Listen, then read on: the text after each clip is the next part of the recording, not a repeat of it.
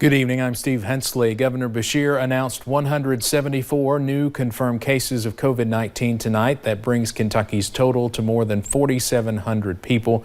The governor says at least 240 people have died from the virus in Kentucky, and 5 new deaths were announced tonight. The governor also said the state's budget deficit could near $500 million when the fiscal year ends June 30th. Last night, the governor gave a rough timeline for child care services with a possible June date for reopening. In the meantime, those running the ones that are still open are left with more questions than answers.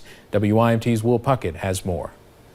For Amy Terry, the days are growing longer. As I open in the mornings at 6:30, I come early. Since mid-March, she has found herself struggling to get by with minimal workers and a loan that is running out.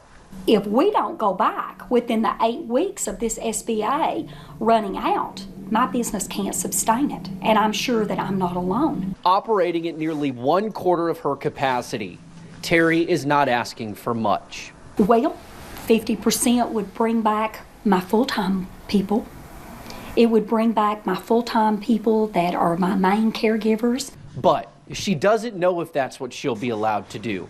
Left off the group of Phase 1 openings, Terry is let down with the lack of direction coming from Frankfort. Our duration schools that are operating for the state of Kentucky, we have implemented.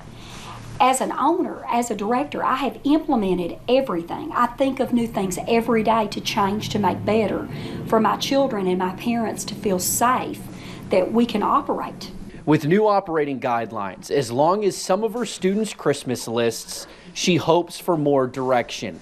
I do want to come back because I want to save myself and to save my business, because I'm not going to have a business if we don't. How long are we going to drag this out? How long? You know, how long, and what else can I do? That's what I'm doing, you know, let me know what else I need to do. Direction for moving forward and helping families who are still wondering when their child care will come back. In Hazard, Will Puckett, WYMT Mountain News. Terry reports numbers back to the state every day. She was given permission as a medical child care provider to operate. She also takes the temperature of everyone in the building twice a day.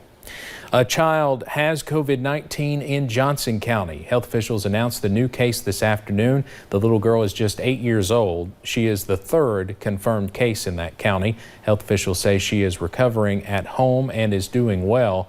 They still urge everyone to follow the CDC guidelines such as social distancing and washing your hands often. Meanwhile, Pike County announced its 13th case. Health officials say one new case today is a 70-year-old man. We are told he is self-isolating at home. Yesterday, they reported 3 new cases, and we've just learned of one new case in Floyd County. That is their 11th case. On Monday in Clay County, deputies arrested Jeremy Smith, who has been charged with murder and tampering with evidence. Sheriff's deputies believe Smith assaulted Russell Knuckles on March 13th. Knuckles died a week and a half later at UK Hospital. WYMT's Emily Bennett spoke to family members who are left with many questions. On March 13th, Russell Knuckles was severely beaten in this home on South Highway 421 in Manchester. He managed to leave the home and go to a gas station before help was called. But his injuries were too great and he died on March 24th. His daughters say they had been told many different stories about what had happened. They thought that he had been attacked by 3 men outside a local game room. So when Jeremy Smith was arrested, it just left them with even more questions. You know, the way he was beat, I would hate to think that one man could do that. You know, I would honestly hate to think that he had that much anger in him that he could hurt a person that bad. Clay County Sheriff Patrick Robinson says that DNA and blood was found in Smith's home. Smith had tried to cover all the evidence. Now everything has been sent off to the lab, but because of COVID-19, the labs are mostly shut down. In Clay County, Emily Bennett, WYMT Mountain News. We are working to learn when Smith will have a court hearing. One man is dead after an officer-involved shooting that followed an early morning police chase in the Martin County area. On Wednesday, the Richland County, Ohio Sheriff's Department contacted Kentucky State Police about a man they were looking for. He was located in Johnson County overnight and led police through the Spring Knob area near the Martin County line. That is where he barricaded himself in his van around 3 a.m.